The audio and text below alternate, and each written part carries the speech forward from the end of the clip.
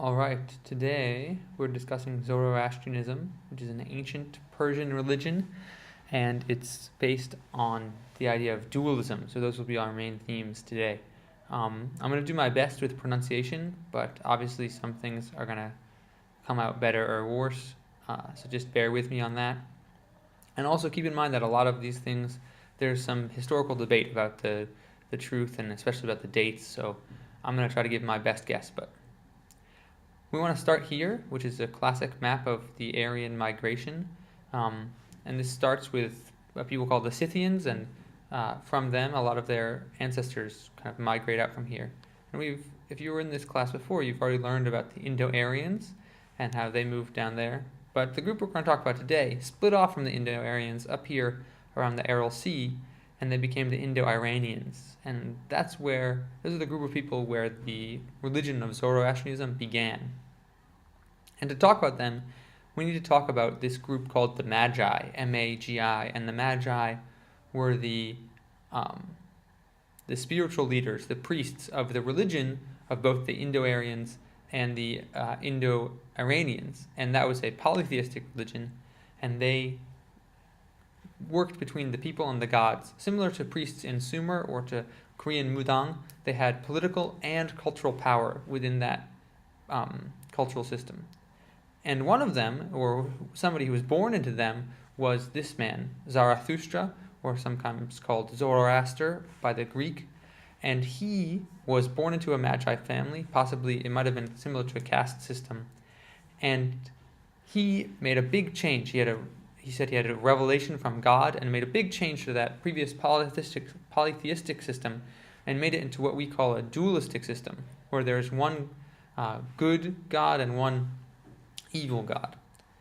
And that religion really spread through this, which is the Achaemenid Empire, which is a combination of the Persian and Mede empires. And it was a huge empire in kind of the classical area, contemporary with classical Greece. This is a picture of their capital in Persepolis, and their armored forces were famous. These are from the Immortals, a group of 1,000 soldiers, and when one died, another one came up to fill his place. And this is the empire where Zoroastrianism grew and flourished as a real religion.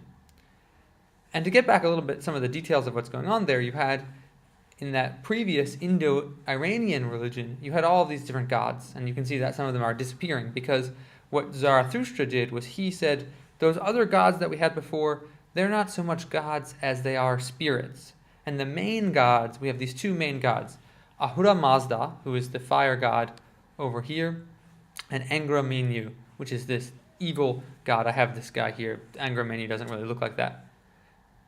Actually, Ahura Mazda looks like this. You can see he's very peaceful, with wings and a human face. Angra Mainyu has a variety of shapes. This is one perspective. This is a classical one, and it's actually contemporary with Zoroastrianism.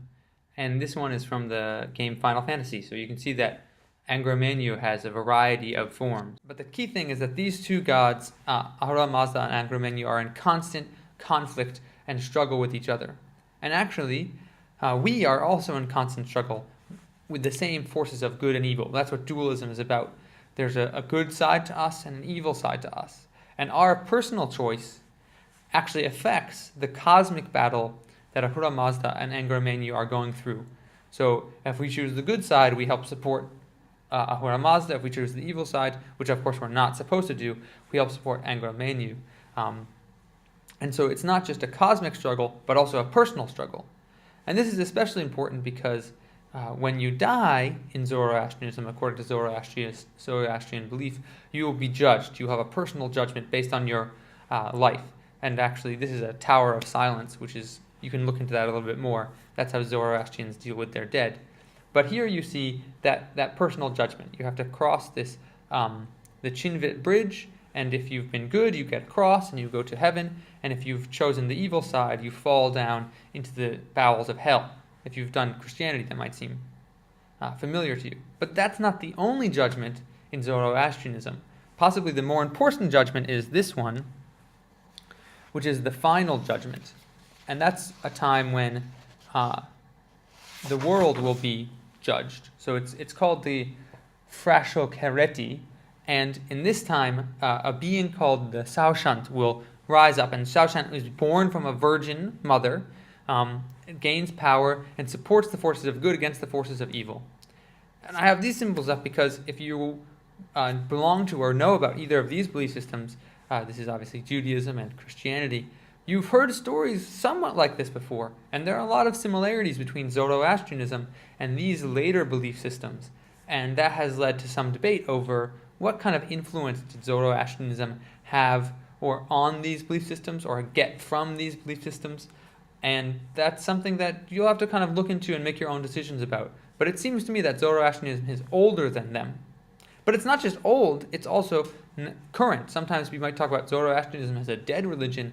That's not really accurate. There are probably at least 200,000 Zoroastrians alive today, most of them in the country of Iran, which is in the same geographic area as that empire that we talked about before, and that's where this religion has been for a long time. Here you can see, remember, Ahura Mazda is the fire god, so they're worshipping with fire present, but also you can see food and different things.